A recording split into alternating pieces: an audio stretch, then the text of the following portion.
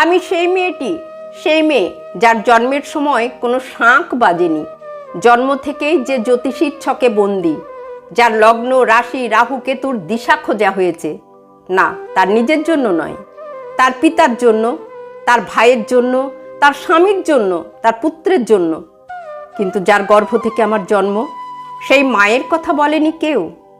আমি সেই মেয়েটি যে জন্ম থেকেই বিবাহের জন্য বলি প্রদত্ত, যার বাইরের চেহারা, চোখ, নাক, মুখ, ত্বক, চুল রং নিয়েই দর কষাকষি।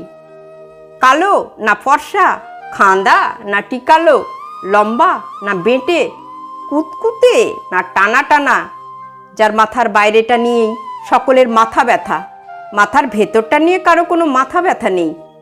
আমি সেই মেয়েটি যে ছোটবেলা থেকেই শুনেছে জোরে জোরে কথা বলতে নেই, ছুটতে নেই, হাসতে নেই, এমনকি কাঁদলেও তা লুকিয়ে লুকিয়ে। আমি সেই মেয়েটি যাকে বলতে নেই খিদে পেয়েছে, ঘুম পেয়েছে, ইচ্ছে করছে না, ক্লান্ত লাগছে, আর পারছি না, আর পারছি না। আমি সেই মেয়েটি খেলার জন্য যার হাতে তুলে দেওয়া হয়েছে পুতুল, পুতুলের আদল পাবার জন্য, পুতুলের সংসার বানাবার জন্য।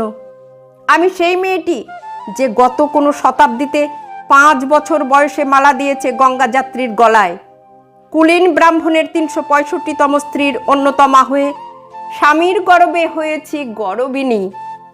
একাদশীর দিন অবুজ দশমীর বালিকা তৃষ্ণায় আটক ঘরের মাটি লেহন করতে করতে প্রাণ ত্যাগ করেছি। সন্তানের পর সন্তান জন্ম দিতে দিতে যন্ত্রণায় মুখ থুবড়ে পড়েছি সূতিকাগারে, জ্বলে পুড়ে মরেছি সতীদাহে। আমি বুঝতে পারিনি যে চাকরির জায়গায় নিজের কাজের কুশলতা দেখাতে নেই। আমি বুঝতে পারিনি আমার প্রেমিককে তার প্রেমপত্রের বানান ভুলগুলো ধরিয়ে দেওয়াটাই আমার ভুল হয়েছিল। আমি বুঝতে পারিনি আমি যদি কবি হতে চাই, আমার বন্ধুরা বলবে ওটা কবিতা হয়নি, পদ্য হয়েছে। আমি বুঝতে পারিনি যে 20 শতাব্দীর শেষ সীমানায় এসে দাঁড়িয়েও এই পুরুষ শাসিত সমাজ বুদ্ধিমতীদের জন্য অপ্রস্তুত। আমি সেই মেয়েটি যে দেখেছে একটি নারী কেমন করে নিছক মেয়ে ছেলে বনে যায়, চরিত্রের উল্টো দিকে হেঁটে যায় সফল স্বামীদের গিন্নিরা, শিক্ষার চেয়ে উজ্জ্বলতা পায় বেনারসি শাড়ির ফুলকি, বুদ্ধির চেয়ে দীপ্তিমান হয়ে ওঠে অন্ধকারে হীরা পান্না।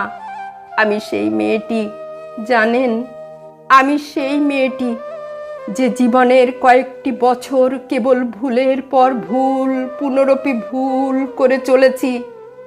অন্ধকারের দিনে ফিরতে পারি না বলেই কি আমি অপমানের জ্বলন্ত কয়লার উপর দিয়ে হেঁটে যেতে চাই দুঃখের দিকে।